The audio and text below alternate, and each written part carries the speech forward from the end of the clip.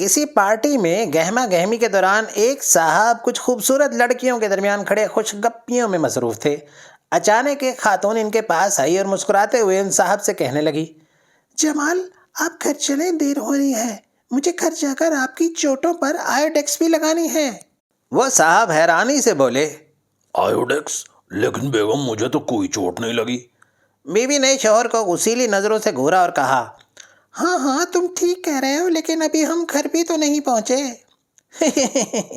بس جناب، پھر سارے راستے میں لوگ دیکھتے رہے کہ گاڑی چلاتے ہوئے ایک آدمی کو ساتھ بیٹھی خاتون آیوڈیکس کے لائق بنا رہی تھی۔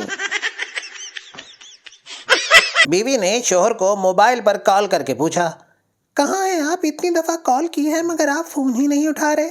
شوہر نے انتہائی پریشانی کے عالم میں جواب دیا، میرا ابھی کچھ منٹ پہلے ایکسیڈنٹ ہو گیا ہے، ایک کار والے نے ٹکر مار دی ہے، میں بائک سے گر گیا ہوں، سر سے خون نکل رہا ہے اور لگتا ہے کہ میری ٹانگ بھی ٹوٹ گئی ہے۔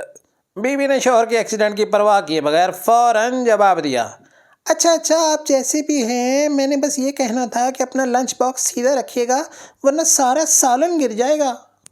واہ باجی واہ، سالن کھانے والا بچے نہ بچے، بس سالن بچنا چاہیے۔ دادا جی نے اپنی 80ویں سالگرہ بڑی دھوم دھام سے منائی۔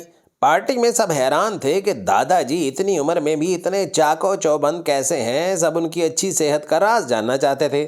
آخر کار ان کے ایک پوتے نے ہمت کی اور پوچھ ہی لیا، دادا جی آپ کی اتنی بہترین صحت اور لمبی عمر کا راز کیا ہے؟ دادا جی نے مسکراتے ہوئے کہا، اس کا ایک خاص راز ہے جو آج آپ سب کو بتاتا ہوں۔ 55 سال پہلے جب میری اور میری بیوی کی شادی ہوئی تھی، ہم نے طے کیا تھا کہ جب بھی ہمارے درمیان کوئی جھگڑا ہوگا تو جس کی غلطی ہوگی وہ 5 کلومیٹر پیدل چلے گی۔ سب حیران ہو گئے۔ دادا جی نے ذرا دیر رک کر مزید کہا، اور بس یوں سمجھ لیں کہ پچھلے 55 سالوں میں تقریباً روزانہ ہی 5 کلومیٹر چل رہا ہوں۔ محفل میں سب کے کہہ کے گونجنے لگے، لیکن پھر کسی نے تجسس سے پوچھا، اور دادا جی، اور یہ تو سمجھ آ گیا کہ آپ کیوں اتنے فٹ ہیں، لیکن دادی اماں بھی اتنی پتلی اور مضبوط نظر آتی ہیں، ان کی اچھی صحت کا راز کیا ہے؟